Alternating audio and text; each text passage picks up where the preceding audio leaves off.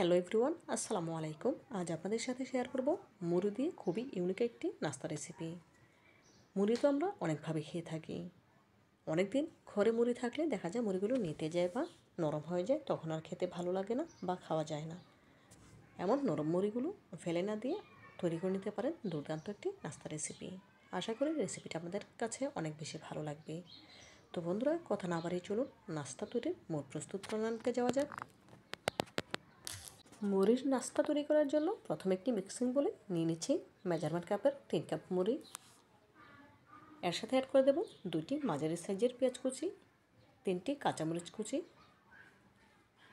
কিছু ধনেপাতা কুচি, হাফ চা চামচ আদা বাটা, হাফ চা চামচ রসুন বাটা, পরিমাণ মতো লবণ, হাফ চা চামচ লাল মরিচের গুঁড়া, হাফ চা চামচ জিরা গুঁড়া, হাফ চা চামচ হলুদ গুঁড়া, দেব 2টি ডিম,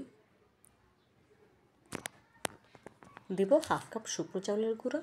চাইলে আপনারা ভেজা চালের গুঁড়ো দিতে পারেন, কোনো অসুবিধা নেই। এখন সবগুলো উপকরণ খুব ভালোভাবে মিশিয়ে নিতে হবে।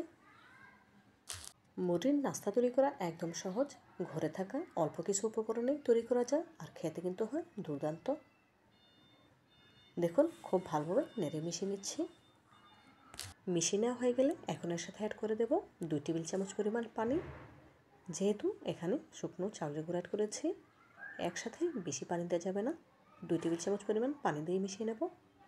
বেশি পানি দিলে আবার মিশ্রণটা অনেক বেশি পাতলা হয়ে যেতে পারে, তখন আর খুব ভালোভাবে কাটলেটগুলো তৈরি করা যাবে না। দেখুন পানি দেওয়ার পর খুব ভালোভাবে মেখে নিচ্ছি। এখন কিন্তু মুড়ির মিশ্রণটা অনেকটাই কমে এসেছে। এখন এর সাথে অ্যাড করে দিচ্ছি 2 টেবিল চামচ বেসন। আবারও খুব ভালোভাবে মিশিয়ে নেব। দেখুন মুড়ির সাথে বেসনটা খুব ভালোভাবে মিশিয়ে নিয়েছি। মুড়িটা কিন্তু অনেকটাই কমে এসেছে, দেখেই বুঝতে পারছেন। এই পর্যায়ে মিশ্রণটা আমার রেডি হয়ে গিয়েছে।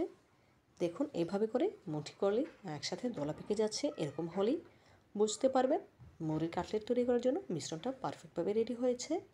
এখন হাত ধুয়ে ক্লিন করে নিতে হবে। দেখুন হাত ক্লিন করে সামনে একটু তেল মেখে নিয়েছি, যাতে করে মুড়ির কাটলেটগুলো তৈরি করার সময় হাতে লেগে না যায়। এখন পরিমাণ মতো মুড়ির মিশ্রণ নিয়ে কাটলেটগুলো তৈরি করে নেব। প্রথমে হাতে একটু চেপে চেপে নিচ্ছি, তারপর দু হাতে ডলে কাটলেটের আকারে শেপ দিয়ে নেব। আমি কাটলেটের মতো করে তৈরি করে নিচ্ছি, চাইলে আপনারা অন্য যে কোনো শেপে তৈরি করে নিতে পারেন, কোনো অসুবিধা নেই। দেখুন একটি কাটলেট বানানো হয়ে গিয়েছে। এভাবে করে একই প্রসেসে সবগুলো মুড়ির কাটলেট তৈরি করে নেব। দেখুন আরও একটি কাটলেট তৈরি করে নিয়েছি। এভাবে করে একই প্রসেসে সবগুলো কাটলেট তৈরি করে নিয়েছি। দেখুন এখন এই কাটলেটগুলো কোট করে নেওয়ার জন্য একটি ব্যাটার তৈরি করে নেব।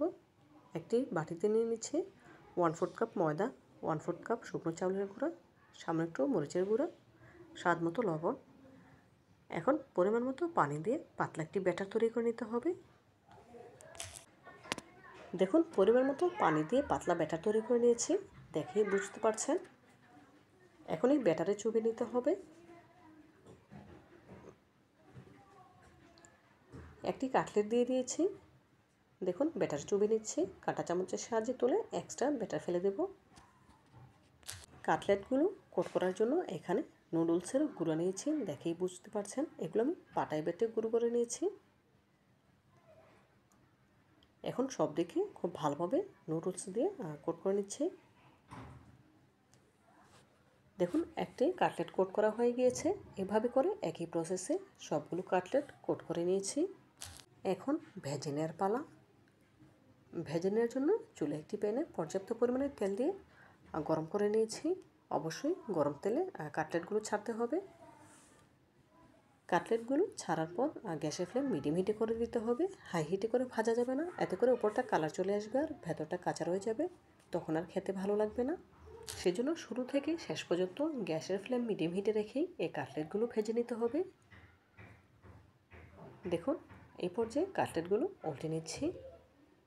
এভাবে করে কয়েকবার উল্টে পাল্টে কাটলেটগুলো ভেজে নেব গোল্ডেন ব্রাউন কালার হওয়া পর্যন্ত।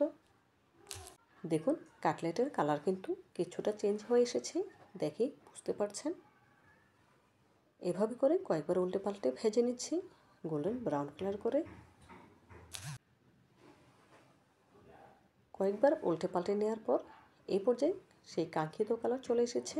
এখন একটি ছাঁকনিতে করে তুলে এক্সট্রা তেল ছেঁকে নিতে হবে।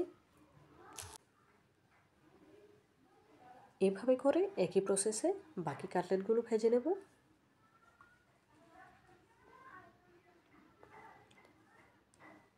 কাটলেটগুলো তেল ঝরিয়ে নিয়ে একটি টিস্যু পেপারের উপর রেখে দেব, এতে করে এক্সট্রা তেল শুষে নেবে। এভাবে করে একই প্রসেসে সবগুলো কাটলেট ভেজে নিয়েছি। দেখুন মুরগির কাটলেটগুলো দেখতে কতটা সুন্দর এবং লোভনীয় লাগছে। দেখতে যতটা সুন্দর হয়েছে, খেতে তার থেকেও অনেক বেশি মজাদার।